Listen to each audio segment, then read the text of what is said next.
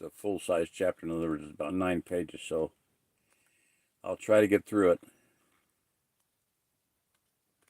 If I can find it, of course. Okay, so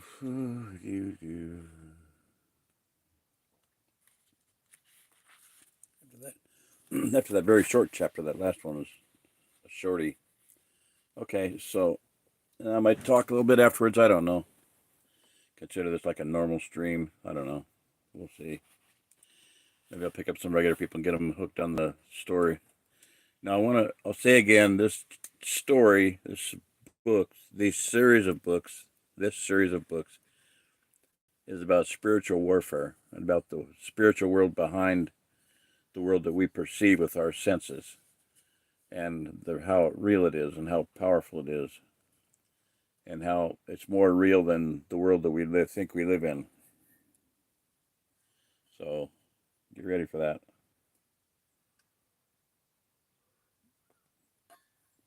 I'm really hoping this wakes some people up that are asleep. Okay. If you remember, John was grounded because he found out what the spirit flyer could do. And at first, the last chapter, chapter 4, opens up with the house wasn't so bad as John expected because of the rain. The rain in Mr. Grimsby. So this one chapter opens with John stared out at the drizzling rain. His punishment had ended on Thursday, and he was anxious to ride the spirit flyer, but the rain continued with the lightning storms. There had already been one fire in town. A telephone pole had been struck by lightning and burst into flames. All the telephones in 2 blocks were out for a whole night. That's back when they had phones with hard wires. The boy saw that the rain had made his uncle nervous, but he didn't understand exactly why. Aunt Betty had told John and his cousins that Uncle Bill just had more problems when it rained, and that was why he was acted so worried. On Friday night after supper, John and his cousins put on a small play for Uncle Bill. Aunt Betty made popcorn balls and hot chocolate. Everyone was having a good time until Uncle Bill had to leave on an emergency call south of town. The rain continued slow and steady on Saturday morning. John was tired of staying in the house, so he went down to the sheriff's office with his uncle. John liked the station, and everyone there liked him. He especially liked to play chess or checkers with George. John felt sorry for George because he was confined to a wheelchair, but George never complained. He and John were good friends. John and George were deep into a chess game when the phone rang. George answered. What? George said. What? I can't hear you. Slow down. What? But hold on. Looking puzzled, George hung up the phone. I believe that was Mrs. McCradle, George said. She claims her barn is on fire, or is about to be on fire. I could hardly understand her. She was so excited. Said it was struck by lightning. Once the fire truck sent right out. Said her husband's gone this morning. While George radioed the fire department, Uncle Bill began getting ready to leave with the other deputies. All the bridges are out, he said, looking serious. The deputies hurried. Everyone except John and George was out the front door within a minute of the call. They'll never make it on time with the bridges out, George said. Too bad.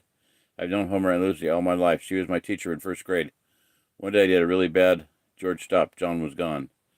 The young deputy rolled to the window and saw the boy running through the rain down the street. George rolled himself back over to the radio. He looked down at the chess game and shook his head. Good thing, he grunted. He would have had me in 3 moves.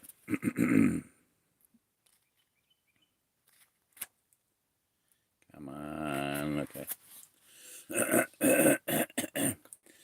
John realized he had left his coat in the police station when he was 3 blocks away, but he didn't slow down. He ran straight to his house, opened the garage door, and pushed out the spirit flyer. He jumped on the old red bicycle and began speeding toward Crofts Road and the river.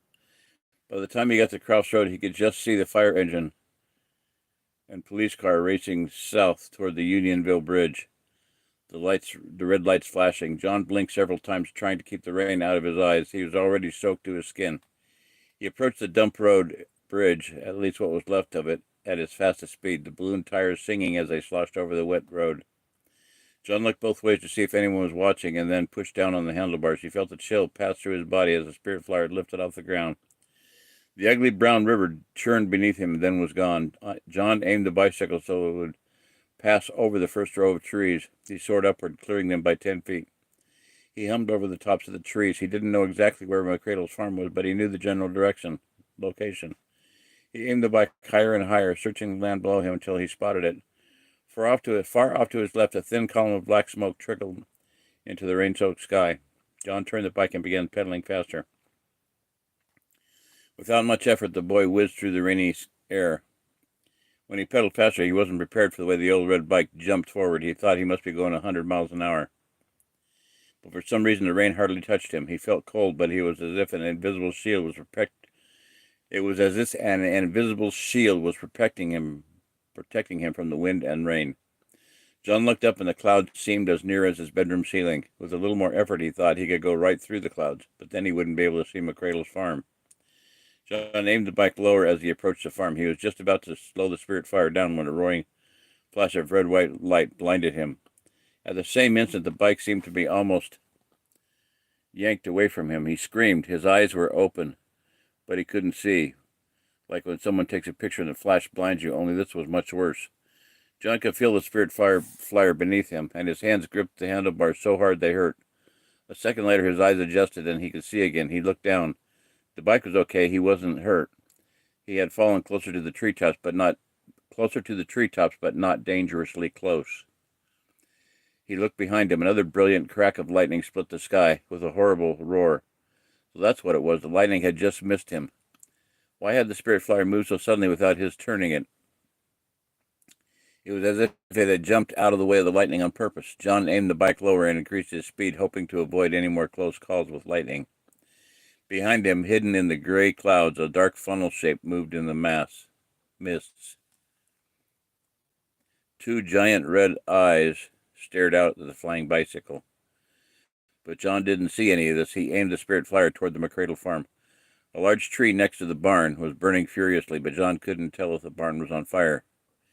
He saw the tiny figure of old Mrs. McCradle on the ground next to the tree. John guided the old red bike down close to the road that led into the McCradle farm. He didn't want to scare Mrs. McCradle by landing on her front lawn. Instead, he leveled the Spirit Flyer off at about a foot above the ground, then flew all the way to her rock driveway. Mrs. McCradle was too busy squirting a skinny garden hose at the burning tree to notice John's arrival. He hopped off, parked his bicycle next to the house, and ran over to the elderly woman. "There are animals in the barn," she yelled. "The door's locked, and I can't get the pump started." What farm has a lock on their door? Oh, I'm sorry. Oh, geez. I mean,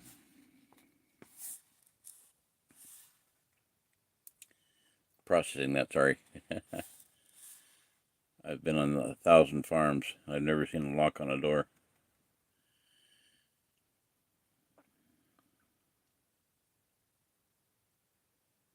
I read this chapter already once today, so it didn't hit me then, but just that one hit me like a ton of bricks. Sorry.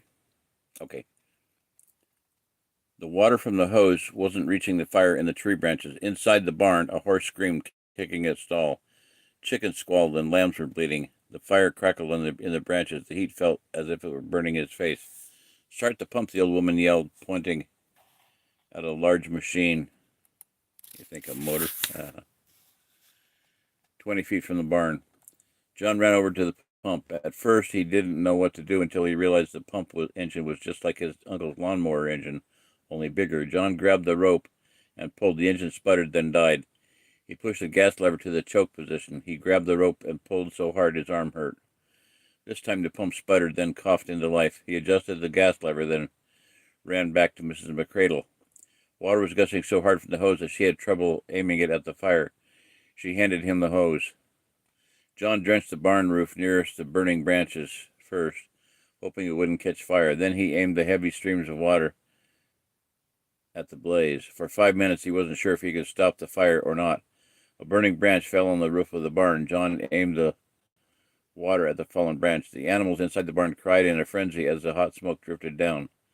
John kept showering the branch until it came to a wet sizzle. Then he aimed the water back on the tree. The fire grew smaller and smaller. Soon it was no bigger than the fire his uncle grilled hamburgers on, then nothing but smoldering wet blackness. Mrs. McCradle came running back across the lawn, surprisingly fast for an old woman, holding up a key. I found it, she cried, turning toward the barn door. As she fitted the key into the padlock on the door, John heard the sirens of the approaching fire engine and police car. Mrs. McCradle was leading a frightened old mare out of the barn with the fire engine pulled to a halt, the men jumping off, dragging big hoses toward the still smoldering tree. I think it's out, she called to the men, tying the horse to her picket fence. What happened? Asked Sheriff Kramer as the firemen poured water on the black branches. I didn't think we'd have a chance with the bridges out. Why, this young man here. Mrs. McCradle looked around. John was gone. She turned in a complete circle as Sheriff Kramer looked at her uncertainly. Why, he was here just a minute ago, Bill, she said. A young man that looked just like your nephew, just like him, though I was excited. I couldn't start the pump, and he started it. Had the fire out by the time I finally found the key into the barn. Homer left it in his coveralls this morning. Now, where did that boy get to? Sheriff Kramer looked puzzled as the old woman. Looked as puzzled as the old woman. He shrugged his shoulders. Hey, look, one of the firemen yelled, pointing above the field behind the barn. What? Asked Sheriff Kramer, looking where the fireman pointed. I just saw something disappear into those clouds, only it wasn't a plane, too small, and it was too big for a bird. Sheriff Kramer shook his head. Mrs. McCradle disappeared into the barn to make sure the other animals were all right. The fireman kept staring at the clouds. Looks like we're finished here, Sheriff Kramer said. He helped the firemen put their hose away. Then he noticed the stillness of the air. Hey, the rain has finally stopped. When John heard the siren, he knew he'd have to explain how he had gotten to the McCradle farm before the fire engine. While Mrs. McCradle was opening the barn door, John ran over to the Spirit Flyer parked next to her house. He waited until she was inside the barn before hopping on the old bike. He pedaled around to the back of the house and found a muddy road along the side of the field. He pointed the Spirit Flyer up and left the ground, but he leveled off at a foot above the road. He looked back, then took off, pedaling fast. The ground became a brown blur. When he approached the line of trees at the end of the field, he pointed the old bike almost straight up. The Spirit Flyer climbed like a rocket up over the trees, heading for the clouds. And he almost got away unseen. John looked back and saw the fire engine and police car parked at the farm. A group of people stood in the yard, afraid they would see him. John pedaled faster and shot into the clouds. Everything was misty gray and cold. John felt a little scared because he couldn't see much, but at the speed he was going, the greenish light and John burst through into the brilliant blue sky above the clouds, the sunlight so bright it hurt his eyes. The clouds were white and fluffy on top, reflecting the sunlight. John leveled the Spirit Flyer, then dipped back down so the tires just touched the tops of the clouds as he sped toward Centerville. He felt light and wonderful in the brilliant sky. Out of the rain and in the sunshine, his clothes started to dry, and he felt warm, as if it were a lazy summer day. Then, out of nowhere, up ahead of him, far away, a swirling black shape rose out of the clouds. John braked the Spirit Flyer to a halt. In the warm silence, with the white, fluffy clouds below his feet like a floor, he stared at the dark shape. He was fascinated yet scared. He had never seen a tornado before, but he figured he could race away if it got too close. John was considering flying closer to the black cloud when he froze. A cold fear raced in his blood. Suddenly raced in his blood. The black cloud seemed to turn and take on an oddly familiar shape. Then John saw the hard red eyes and the white circled X on the throat. The cloud wasn't a cloud at all, but a monstrous snake, and the cruel red eyes seemed to be staring straight at John. The snake reared higher out of the clouds. John's mouth dropped open. The snake was bigger than any building he'd ever seen, and part of it was still hidden in the clouds. John almost jumped off the Spirit Flyer to run away. He lifted one foot off the pedal and began to stand. Then he realized what a long fall it would be. He quickly sat back on the seat and began pedaling, aiming the bike down. The bike dropped quickly, but not before the snake opened its mouth, and just before John's head disappeared into the clouds. Just before John's head disappeared into the clouds, he saw the long red tongue lash out at him. It didn't stop, but flashed straight at his head.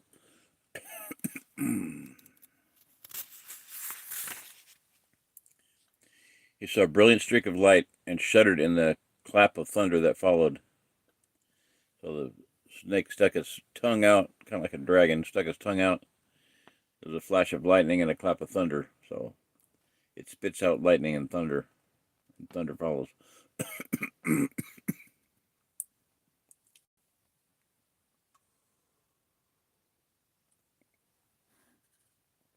Notice that it describes the snakes as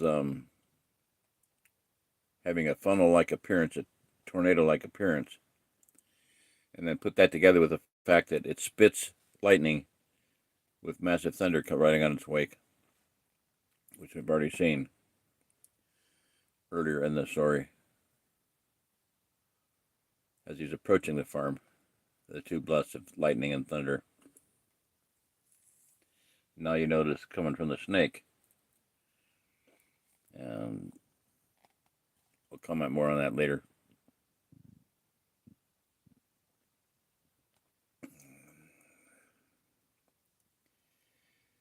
John began to pedal like crazy, trying to get through the clouds. Another loud, roaring flash of light streaked past him. The air smelled as if it were on fire. He pedaled faster, feeling like a target sitting in the sky. He burst through the clouds and felt relieved to see the land.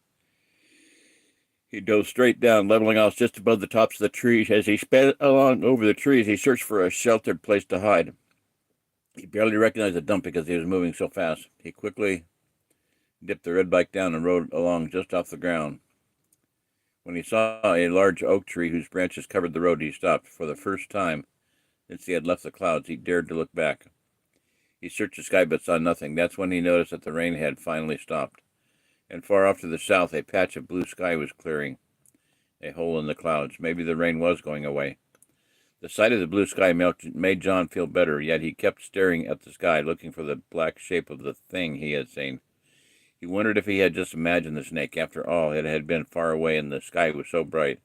But the red eyes and tongue and the white circled X on his throat had seemed real. John shivered when he thought of it. Knowing he had to get home before his uncle did, John began pedaling the spirit flyer down the old dump road. He reached the flooded river quickly and flew across, landing gently on Crofts Road. No one was in sight, so John raised their old red bike a few inches off the ground and sped into town, touching down when he saw a car coming. Unknown to John, someone had seen him speeding along Crofts Road. From his upstairs window, Barry Smedlow watched with amazement at the speed John rode that old red junk heap of a bicycle. And he wasn't even pedaling hard. A line of worry crossed Barry's forehead. Something wasn't right. He couldn't see that John's tires were not on the ground because John was too far away. Something strange was going on, Barry thought to himself, and he was determined to find out what it was.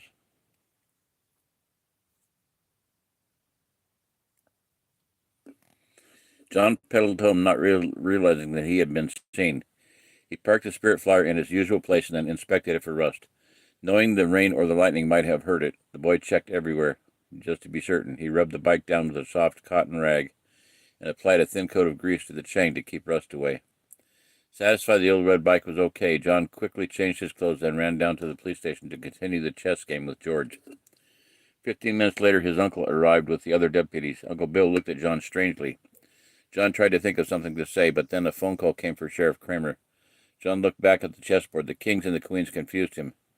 John made a bad move, and George looked up at him. "Are you sure you want to go there?" "What?" John asked, looking over at his uncle Till's talking on the phone. "You sure that's the move you want?" "Yeah," John said. George sighed, then moved his queen. "Checkmate," he said, then rolled his wheelchair over to the filing cabinet. John looked down at the board and realized what a dumb mistake he had made. Sheriff Kramer was still talking, his back turned.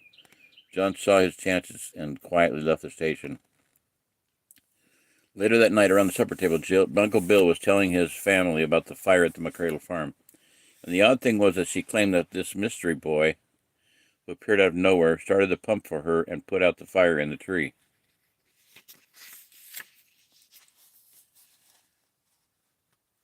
But we didn't see this boy anywhere, and he couldn't have left by the road. What's even stranger is that she claimed this boy looked like John. The whole family looked at John. He said nothing, but shrugged his shoulders and smiled. "I guess she got confused, worrying about the fire and the animals," Uncle Bill said. The rest of the family nodded sympathetically. Everyone knew the McCradles and liked them. John's arm hurt as he passed the mashed potatoes to Susan. As he rubbed his sore place on his arm, he remembered how hard he had pulled the rope on the pump. After the children had gone to bed, Mr. and Mrs. Kramer sat in the kitchen drinking hot cocoa. Mrs. Kramer rubbed her husband's neck. "You know that Lucy McCradle isn't any more confused about in the head than I am," Mr. Kramer said, staring off into space. "I'm going back out there tomorrow and look around. There ought to be traces, tracks, or something." "There must be a logical explanation," Mrs. Kramer replied. "There's No, there isn't, he interrupted. There isn't always a logical explanation. Like funnel clouds all around Centerville and a rain that lasts 9 days while towns nearby don't get a drop. What's logical about that? It's just too much like before. I don't think there's any connection, she said, though in her heart she shared the same fear. Well, I'm going back out to her farm tomorrow and take her a picture of John. If he hasn't been with George the whole time playing chess, I would know for... Mr. Kramer stopped, lost in thought for a moment. You know, I need to ask George some questions tomorrow, too. At least the rain has stopped, Mrs. Kramer said. That's a good sign. Maybe so. Mr. Kramer sighed. Maybe so. Okay, chapter 5.